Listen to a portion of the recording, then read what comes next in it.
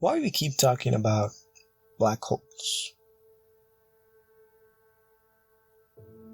Other than the fact that they are fascinating, the other reason is we still have unanswered questions.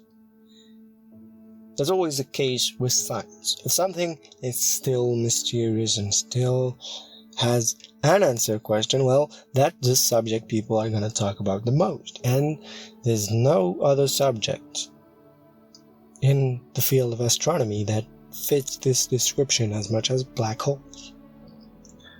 Our understanding of black holes never really stopped changing. It's always evolving. We haven't yet reached the final version of what a black hole is. The first definition of it is one of gravity.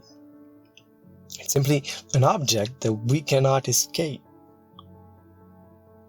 It's an issue of speed. In order to escape any planet, any asteroid, or sun or star or any object, you need a speed to escape its pulling gravity. Because gravity is but an acceleration in the opposite direction of your movement. So you need to have a speed and acceleration equally as important or superior to escape it. And when it comes to a black hole, the speed necessary to escape its gravity is superior to the speed of light, which cannot be reached or surpassed. But this is the simple version. There's so many more phenomena happening inside a black hole when we start to understanding really what is gravity, when we stop seeing it as a simple force, and we start looking at it as a deformation of space-time itself. And here there's many questions that are raised, and here the debate takes place. Is there a horizon or not?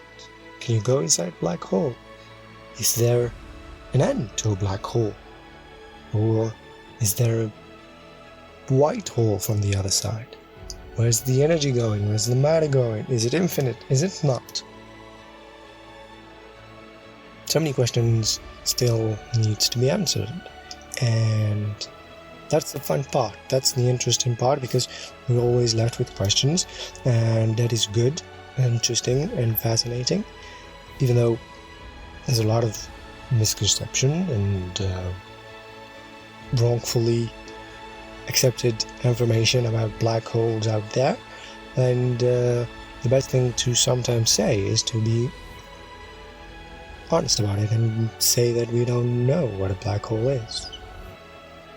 We're learning though, and we're doing a lot of research, and we even kind of photographed one, kind of complicated, but we have a good idea of what a black hole would look like.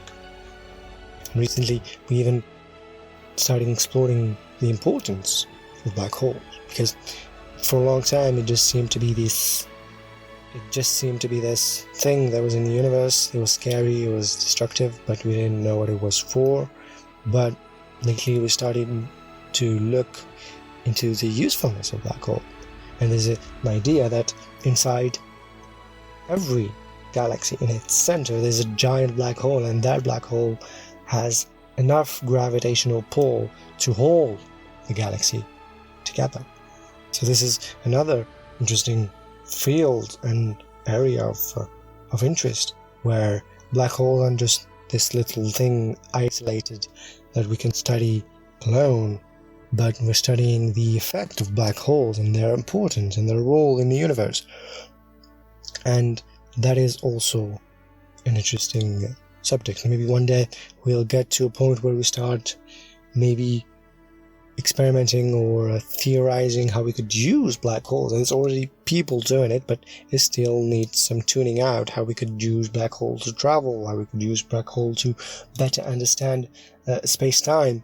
And it really is a challenge for physics. It is the limit, the actual limit for physics today, and that's why it's so interesting. That's why there's so much talk about it, and that's why we are talking about it.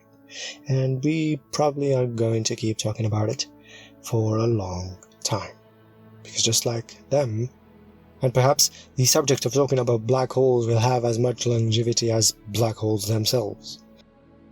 Which means that we will be talking about black holes for a very long time.